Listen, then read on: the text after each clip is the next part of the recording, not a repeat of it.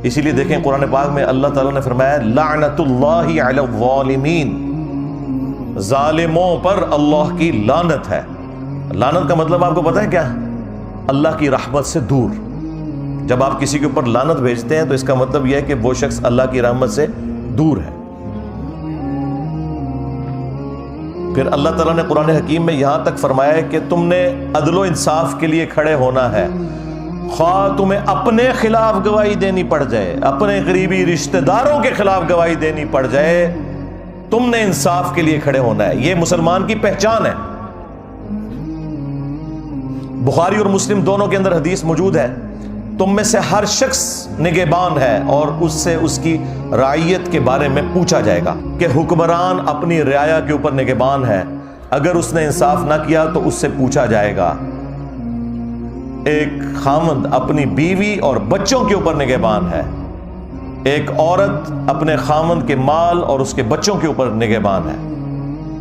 بخاری اور مسلم میں ایک اور حدیث ہے کہ بدترین گڈریا وہ ہے، جس طرح گڈریا ہوتا ہے نا بھیڑوں کو سنبھالنے کے لیے، بدترین گڈریا وہ ہے جو کسی قوم کا حکمران ہو، اگر اس نے انصاف نہ کیا تو وہ جنت کی خوشبو بھی نہیں پائے گا۔ جی، ان لوگوں کو صرف فیسلٹیز اویل کرنے کا شوق ہوتا ہے، انہیں یہ پتہ نہیں ہے کہ یہ جتنی بڑی پوسٹوں پہ بیٹھنے والے لوگ ہیں انہوں نے اپنے اوپر جہنم واجب کروا لی ہوئی ہے۔ اگر یہ گمنامی کی زندگی مر جاتے ہیں نا کسی فٹ پاتھ کے اوپر تو شاید ان کے کو بچنے کے چانسز تھے۔ جو لیڈرشپ کے اوپر بیٹھا ہوا ہے اور اگر وہ انصاف نہیں کر رہا اور اس کے نیچے لوگوں کے اوپر ظلم ہو رہا ہے تو اس نے اپنے اوپر جہنم پکی کروا لی ہے۔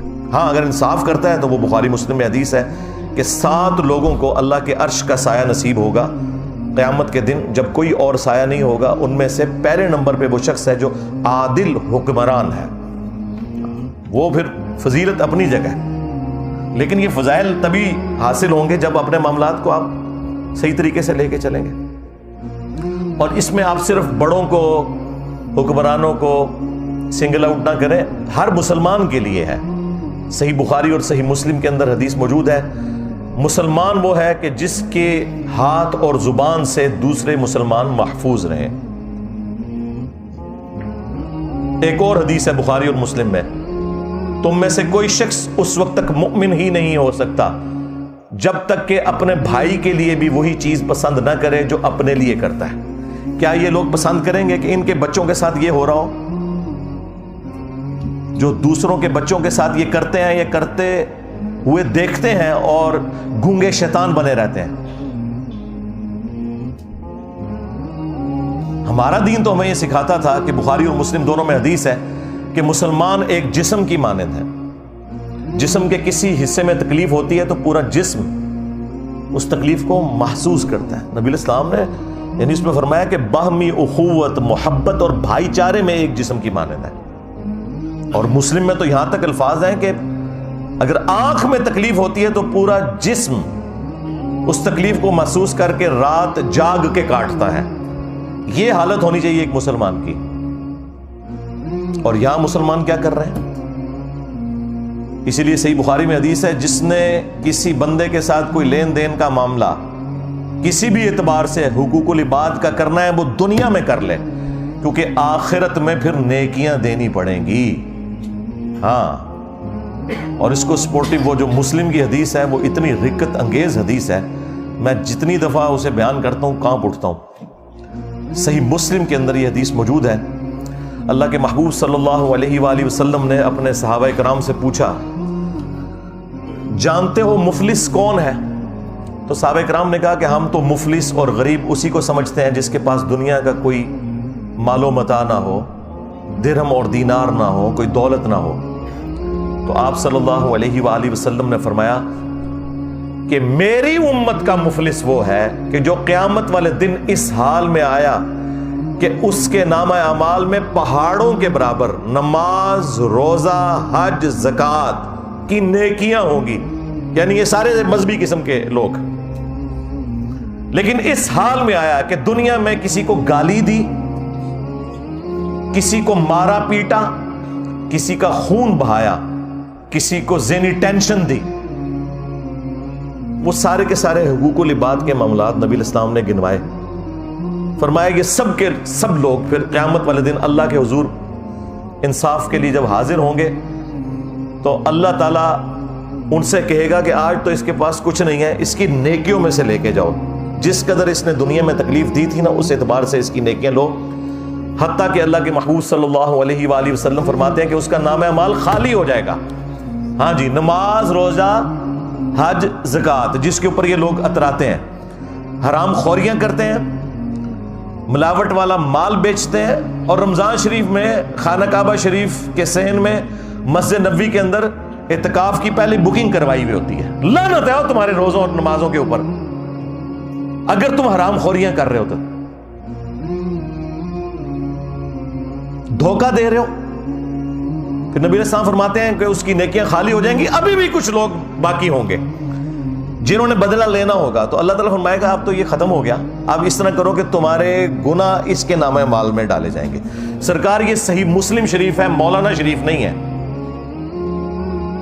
اور پھر اسے اوندھا منہ کر کے جہنم میں پھینک دیا جائے گا، وَلِعَوْذُ بِاللَّهِ تَعَالَى اللہم اجرنا من النار، آمین۔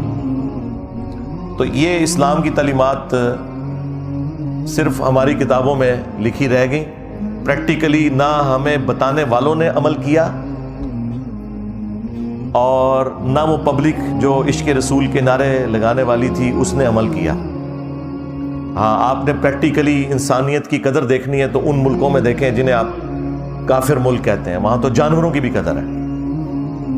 جنت پھر بھی تسی جانا ہے، پتہ لگ جائے گا کتنے جاندے ہو تسی۔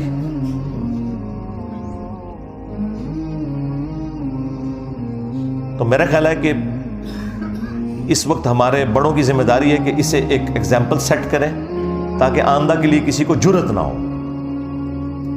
عوام کے لیے بھی کوئی سینسٹیو ہو نا۔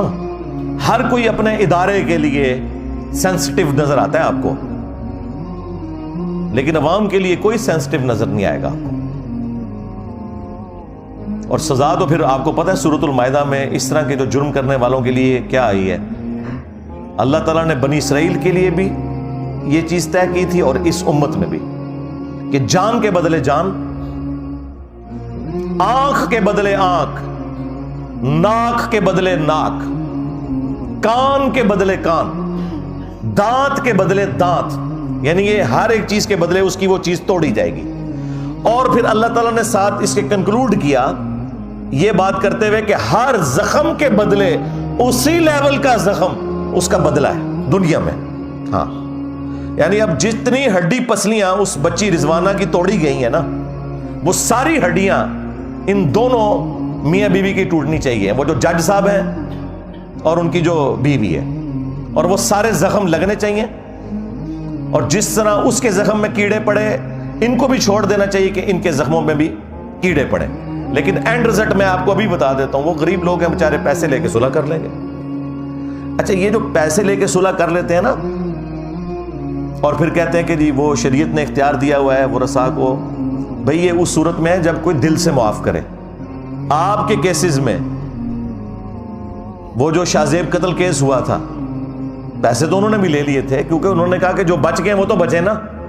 اس طرح کے جو معاملات ہوتے ہیں نا، اس میں پھر اسٹیٹ کا کام ہے کہ وہ سامنے آئے اور ڈیٹرس کرے تاکہ آئندہ کسی کو جرت نہ ہو، انشور کرے کہ سزا ملے گی۔ ٹھیک ہے، پیسے بھی دلوائیں، ان کا علاج ہے، پہلے پیسے دلوائیں، اس کے بعد انہیں کہیں کہ یہ تو آپ کا معاملہ طے ہو گیا اس بچی اور اس کے ماں باپ کے ساتھ، ہاں اسٹیٹ کے ساتھ ابھی آپ کا معاملہ باقی ہے۔ جو آپ نے یہ وائلنس کی ہے اور اس کی وجہ سے پورے ملک کے اندر ایک جو دہشت کی فضا بن گئی ہے، اب آپ کے اوپر بھی ڈیٹرس قانون کی ہونی چاہیے۔ تو اب آپ آئیں نہ ذرا قانون کا سامنا کریں اور ان تمام سزاؤں سے آپ کو گزارا جائے۔ لیکن ہمارے بڑوں کی توجہ اس طرف بالکل ہوتی نہیں ہے۔ جب تک یہ اپوزیشن میں بیٹھے ہوتے ہیں اس وقت تک آپ کو اتنے لمبے لمبے درس دیں گے، بھاشن دیں گے، جیسے حکومت میں آتے ہیں پھر اپنی سیٹ بچانے کے چکر میں ہر چیز کو اوور لک کرتے چلے جاتے ہیں۔ پھر جب سیٹ سے نکالے جاتے ہیں پھر اپوزیشن میں آتے ہیں، پھر یہ انسانی حقوق کی، ڈیموکریسی کی، بیسک ہیومن رائٹس کی، سوشل ویلیوز کی باتیں کرنا شروع کر دیتے ہیں۔ بس تقریریں کرنے کے لیے یہ لوگ جو ہیں وہ شیر ہیں، اور وہ بھی اس صورت میں جب یہ نکالے جاتے ہیں جب سیٹ پہ بیٹھے ہوتے ہیں تو سانپ سونگا ہوتا ہے انہیں کہ بھئی یہ جو معاملات ہیں یہ اب آپ نے نہیں دیکھنے کہ آپ کے ساتھ اب آخرت میں کیا ہونے والا ہے، آپ کسی کو جواب دہ نہیں ہو.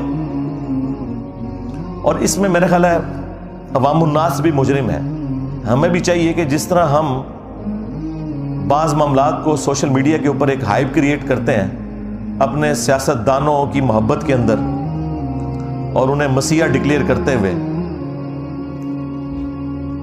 وہ کام کرنے کا نہیں ہے. اصل کام کرنے کا یہ کہ ایک عام آدمی کی آواز بنے. صحافیوں کا کام ہے کہ ایک عام آدمی کی آواز بنے، بجائے یہ کہ وہ پولیٹیکل پارٹیز کا ساتھ دیں.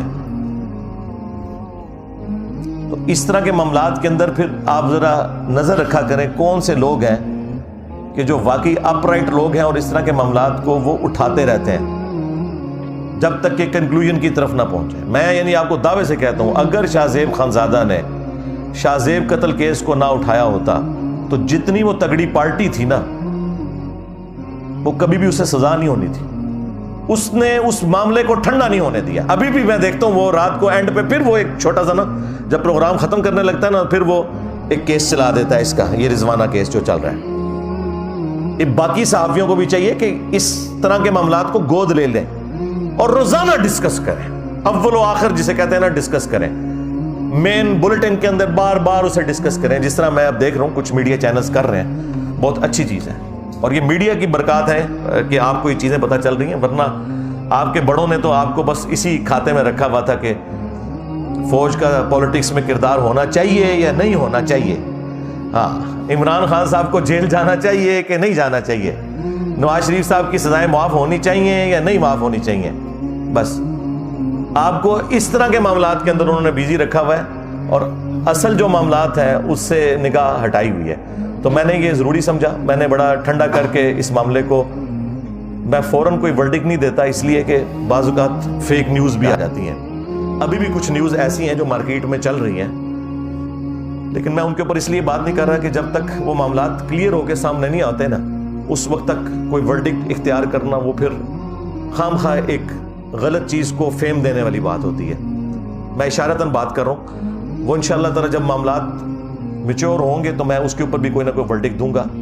بہرحال اس معاملے کے اوپر تو اب گورنمنٹ کا کام ہے کہ یہ سزا والا معاملہ کرے. اور دوسری طرف ان کے جب اپنے گھروں کے مسئلے آتے ہیں تو آپ دیکھیں گے فوراً ججوں کو بھی فارغ کر دیتے ہیں، پولیس آفیسرز بھی سسپینڈ ہو جاتے ہیں، کورٹ مارشل بھی ہو جاتے ہیں. جب اپنی ذات کی باری کسی کی آتی بڑھے گی، جب ایک عام غریب آدمی کی باری آتی ہے تو صرف یہ آپ کو صرف درس و بیان دینے کے لیے لوگ تیار ہیں اور آپ کو یعنی آخرت اورینٹڈ کریں گے. دنیا میں وہ کہیں گے بھائی دنیا آپ کے لیے اب جہنم ہی ہے. ہاں، اور اپنے لیے دنیا بھی جنت بنائی ہوئی ہے اور آخرت بھی جنت ایکسپیکٹ کر رہے ہیں. یہ تو جب مریں گے تو لگ پتہ جائے گا. وَلِعَوْذُ بِاللَّهِ تَعَالَى صلوا علی محمد وآل محمد اللہم صلی علی محمد وعلی آل محمد واصحاب محمد وازواج محمد وامت محمد اجمعین الی یوم الدین. آمین.